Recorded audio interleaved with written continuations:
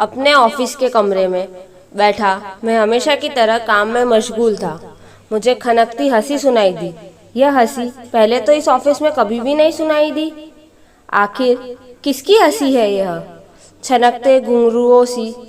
मैं अपने आप को रोक नहीं पाया और केबिन खोलकर बाहर झांकने पर मजबूर हो ही गया। देखा तो केबिन के सामने एक डेस्क छोड़कर ही वह बैठी थी। हल्की भूरी, बड़ी बड़ी आंखें, गोरा रंग, चेहरे पर बच्चों सा भोलापन। वह फोन पर किसी से बात कर रही थी। मुझे इस तरह देखता हुआ पाकर वह सहम गई। वह नई नई नियुक्त हुई थी। फिर किसी न किसी काम को लेकर बातें होती रही। एक दिन शाम को जाते जाते उसका स्कूटर खराब हो गया। मैं भी निकल ही रहा था। मैंने मदद करने की बहुत कोशिश की, पर स्कूटर ने चालू होना गवारा नहीं किया। मैंने उसे लिफ्ट का प्रस्ताव दिया और वह मान गई। मैं उसे लेकर उड़ चला। बस उस दिन के बाद से हमारी दोस्ती ने उड़ान भरना शुरू कर दी। मुलाकातें शुरू हुई और फिर प्यार का इजहार हुआ।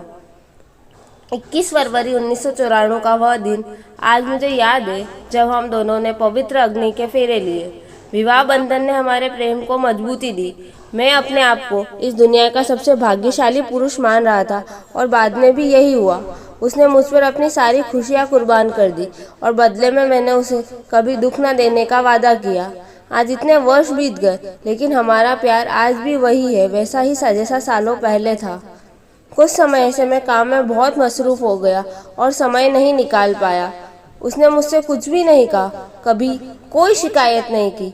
फिर भी मैं उसके मन के भावों को जान गया। वह कुछ उदास सी रहने लगी थी। मैंने ऑफिस से 8 दिन की छुट्टी के लिए आवेदन किया और केरल का टूर बुक कराया। केरल की हरी भरी खूबसूरती उसे बेहद भाती है, यह मुझे पता था। 2 दिन पहले जब मैंने उसे यह बात बताई तो वह खुशी से उछल पड़ी। हम यात्रा पर चल पड़े।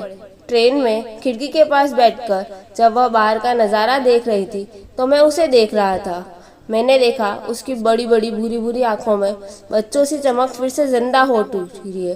Thank you. अगर आपको मेरा वीडियो पसंद आया हो तो उसे लाइक और शेयर करें और कमेंट करके कहानी के बारे में अपनी राय बताएं।